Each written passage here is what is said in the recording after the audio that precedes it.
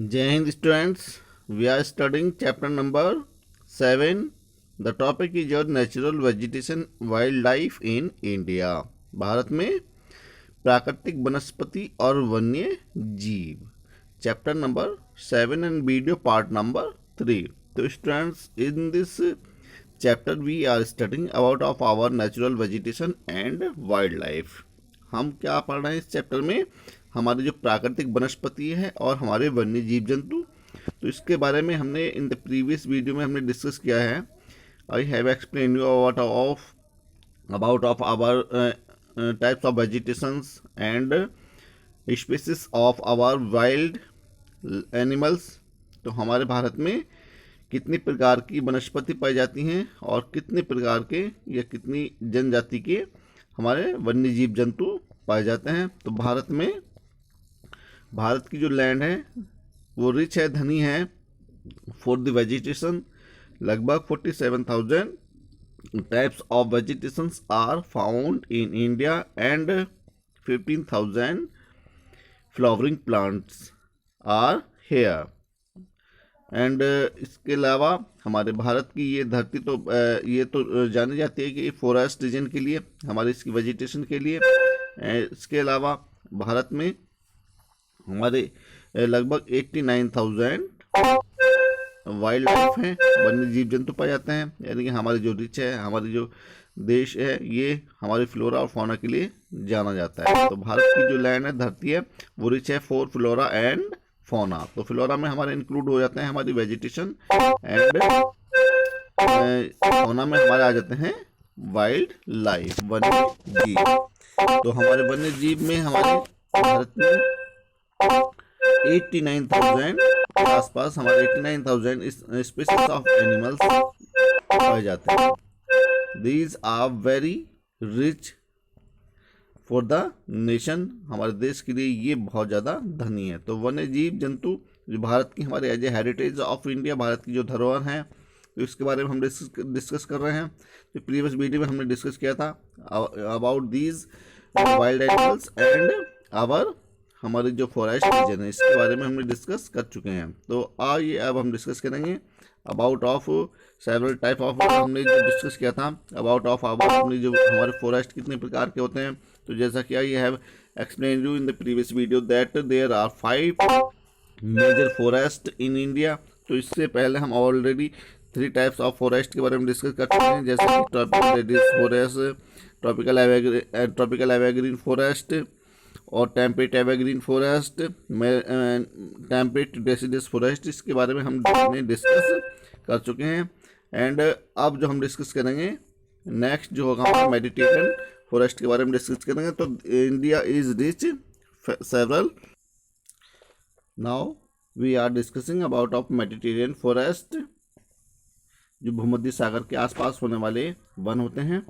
And confidence forest यानी कि शंक्वाकार वाले जो वन होते हैं. तो आज हम जो डिस्कस करेंगे इन दिस वीडियो में 2 टाइप्स के फॉरेस्ट के बारे में डिस्कस करने वाले हैं. नंबर 1 तो हमारा मेडिटेरियन हो गया, दूसरा हमारा कॉन्फिडस फॉरेस्ट के बारे में डिस्कस करेंगे. तो कॉन्फिडस फॉरेस्ट हमारे होते हैं शंक्वाकार, जो कि नीचे से हमारे ये अपवर्ड यानी कि जो ऊपर की ओर चले जाते हैं और एक शंकु के आकार की आकृति ये फॉर्म कर लेते हैं. तो इस तरह के फॉरेस्ट हमारे पाए जाते हैं. दीज एरिया आर आवर हमारे जो फॉरेन कंट्री के हैं, अलास्का, कनाडा हैं, नॉर्दर्न यूरोप हैं, वहाँ पर ये ट्रीज पाए जाते हैं. ये मेडिटेरियन फॉरेस्ट हमारे जो कि हमारा ऑस्ट्रेलिया, सेंट्रल, चिल और cap province and south Africa में पाए जाते हैं. इस तरह के जो हमारे फॉरेस्ट हैं. तो आइए इसके बारे में हम डिस्कस करते हैं. Let's start. मेडिटेरियन फॉरेस्ट, भूमध्य सागर वाले वन, यानी भूमध्य सागर के आसपास होने वाले वन जो होते हैं हमारे. तो Mediterranean forest are found in the California and the Mediterranean basin, south west Australia, central, Chile and Cape provinces, South Africa. तो this is the major region of our Mediterranean forest. और इन forest की जो हमारी विशेषता होती है कि यहाँ पर हमारी बड़ी मात्रा में जो हॉट होती है और ड्राई है, और समर यहाँ के बहुत ज़्यादा ड्राई वाले होते हैं, सूखे होते हैं, अर्थात हॉट यहाँ पर बड़ी मात्रा में होती है, and mild and the wet winter. और इसके अलावा जो यहाँ के विंटर्स होते हैं वो थोड़ा सा उनमें वेट वाले होते हैं, अर्थात नमी वाले होते हैं ज़्यादा। और इसके अलावा यहाँ का जो मौसम होता है, जो वेदर होता है, वो बहुत सुहावना होता है।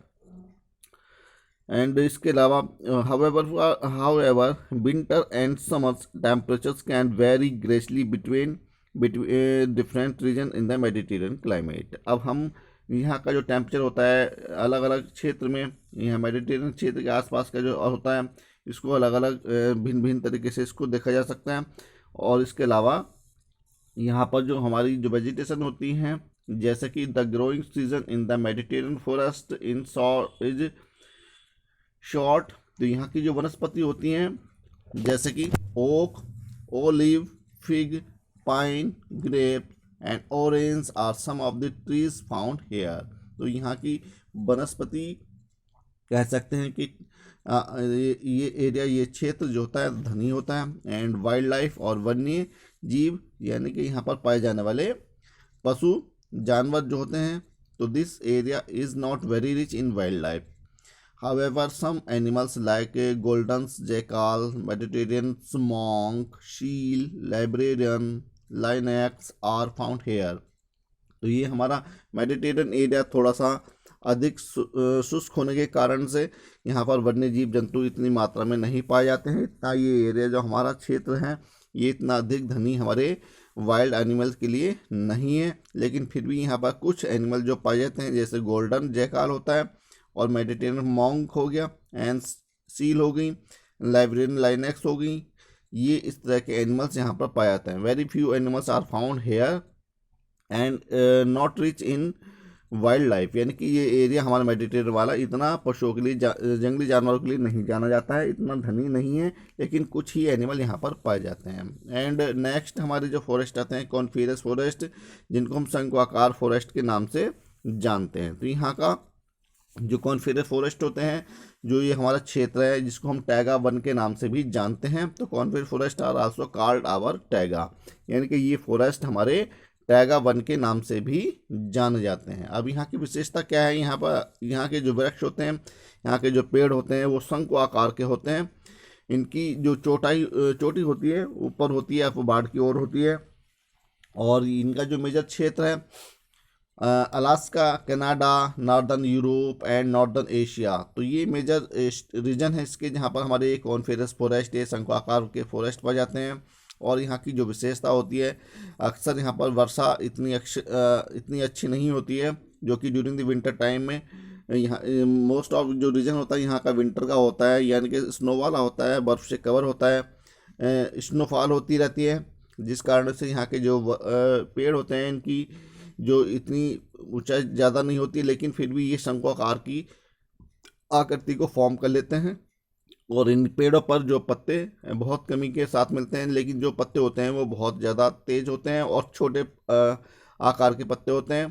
तो इस प्रकार की जो ट्रीज है, वेजिटेशन है, यहाँ पर पाई जाती है। तो coniferous forest are located in the higher altitude and precipitation in coniferous forest varies from 300 to 900 mm annual rainfall, यानी कि जहाँ का वर्षा का जो स्तर होता है वो mm में है, नॉट ओनली इन न कि सेंटीमीटर में। तो यानी कि 300 से लेकर के 900 mm यहाँ की एनुअल वार्षिक जो होती है वो रेनफॉल होती है।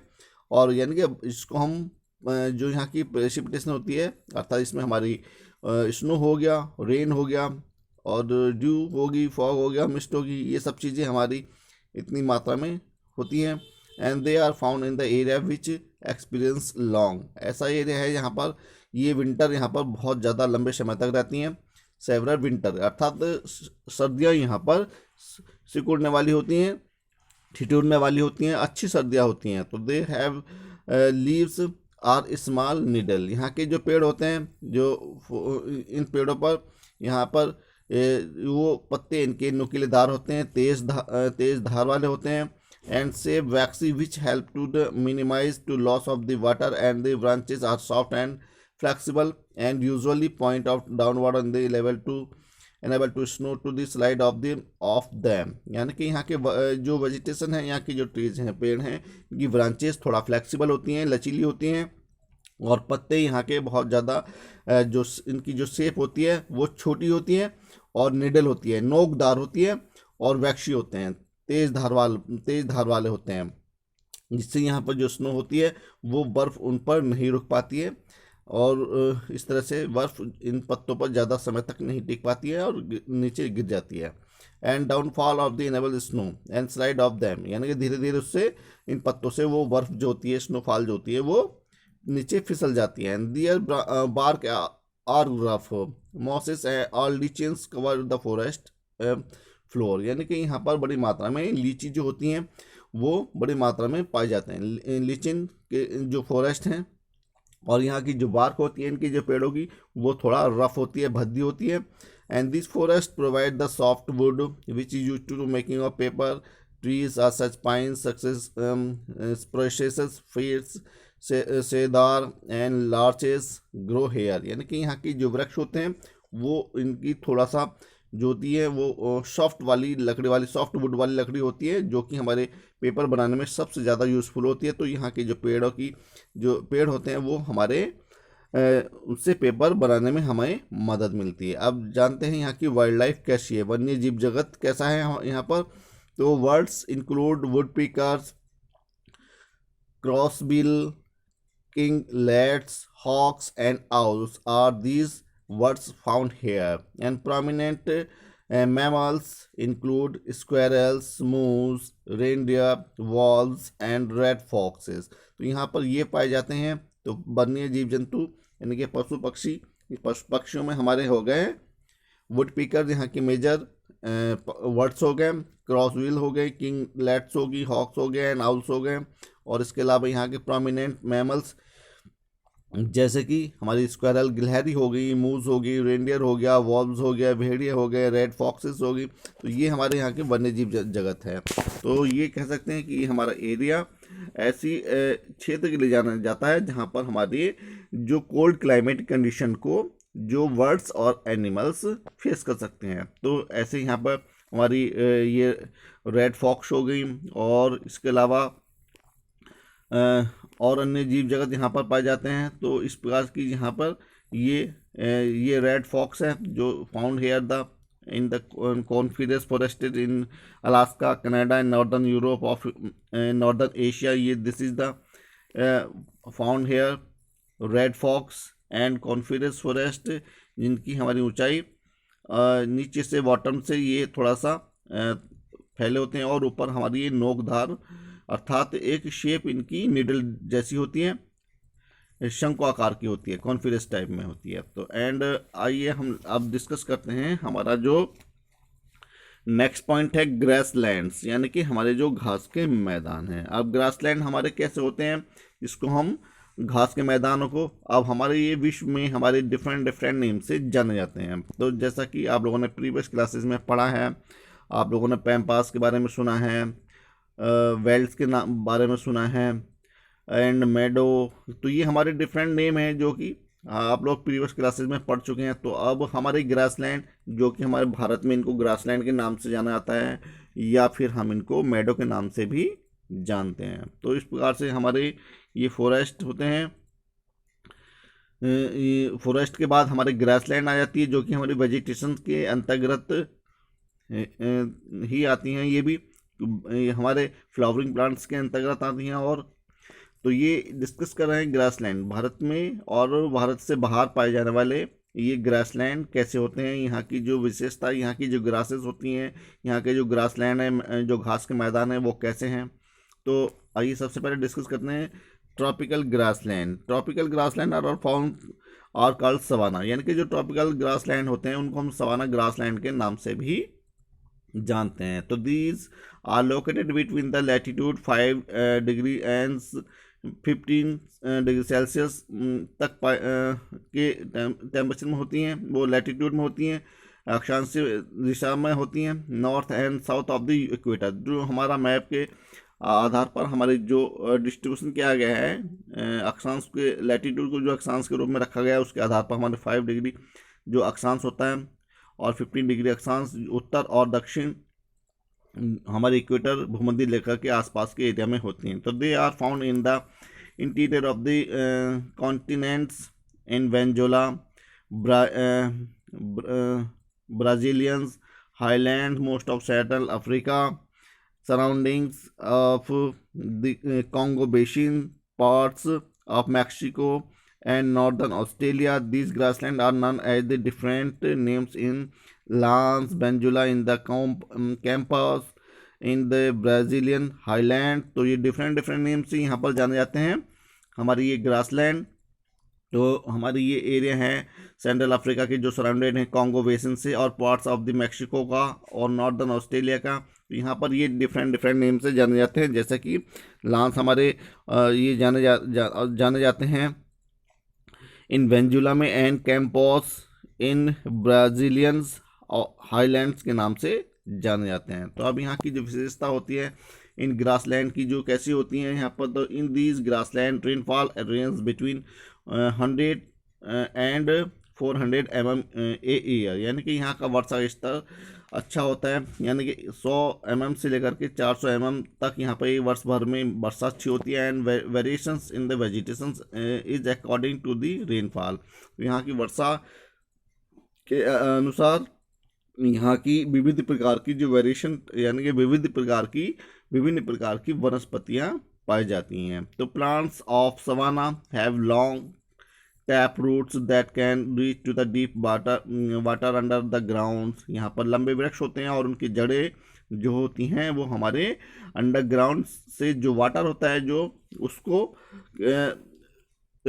ड्राई करने में, इनको जो नमी मॉइस्चर होता है उनको गेट करने में आसानी होती है। तो इनकी जड़ें नीचे ज़मीन तक होती हैं। And Trunks that can store water, और इनके जो तने होते हैं वो लंबे समय तक वाटर को स्टोर कर सकते हैं। And leaves that seed during the winter and conserve water, और इन पेड़ों की जो विशेषता होती है विंटर टाइम में आकर के, सर्दियों में आकर के अक्सर ये अपने पत्ते सैड कर देते हैं, गिरा देते हैं। तो इनकी विशेषता ये होती है कि इनकी जो जड़ें होती हैं वो हमारी ज़मीन तक होती हैं, जहाँ से ये अंडरग्राउंड वाटर को मॉइस्चर को गेट कर सकते हैं। और इसके अलावा इनकी जो ब्रांचेज होती हैं, जो शाखाएं होती हैं, वो लंबे समय तक पानी को मात्रा को रोक सकती हैं।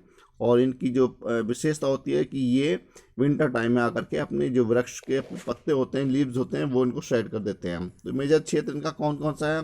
एकासिया, low, shrubs and baobab are some of the trees found in this region. तो ये हमारे ट्रीज हैं जो यहाँ पर पाए जाते हैं। वाइल्ड लाइफ, अब ग्रासलैंड की, हमारे सवाना ग्रासलैंड की वाइल्ड लाइफ कैसी है? तो यहाँ पर पाए जाते हैं हमारे वन्य जीव जंतु, जिसमें एलिफेंट्स हो गए, जिराफ हो गए, राइनोसरस हो गए, जैब्राज हो गए, लायंस हो गए, एंड हायंस हो गई, एंड कॉमनली फाउंड हेयर। तो ये कॉमनली एनिमल्स हैं जो यहाँ पर पाए जाते हैं। जैब्राज हो गए, एलिफेंट हो गए, तो ये मेजर एनिमल्स जो हैं यहाँ पर पाए जाते हैं। तो this is the very important for जो हमारे यहाँ पर जैब्रा हो गए और हमारे जिराफ हो गए, जो एनिमल्स बड़ी मात्रा में पाए जाते हैं। राइनोसेस जो यहाँ पर पाए जाने वाले एनिमल्स हैं। तो स्टूडेंट्स, तो these are very important for our vegetation and our wild life. तो स्टूडेंट्स, इन दिस वीडियो में हमने डिस्कस किया है अबाउट आवर ग्रासलैंड के बारे में हमने डिस्कस किया है। तो इन द नेक्स्ट वीडियो में हम डिस्कस करेंगे about of our temperate grassland के बारे में डिस्कस करेंगे, एंड डेजर्ट वेजिटेशन के बारे में डिस्कस करेंगे, और अन्य जो हमारी वेजिटेशन पाई जाती हैं उनके बारे में हम डिस्कस करेंगे। तो ये एरिया है, हमारे जो क्षेत्र हैं, हमारे जो नेचुरल वेजिटेशन के लिए जो जाना जाता है हमारा, not only India but out of the world और रिच, बड़ी मात्रा में हमारे फॉरेस्ट रीजन पाए जाते हैं। तो thank you and have a nice day. In the next video में हम डिस्कस करेंगे about of our temperate grassland के बारे में डिस्कस करेंगे, एंड डेजर्ट वेजिटेशन और टुंड्रा वेजिटेशन के बारे में डिस्कस करेंगे। So thank you and have a nice day.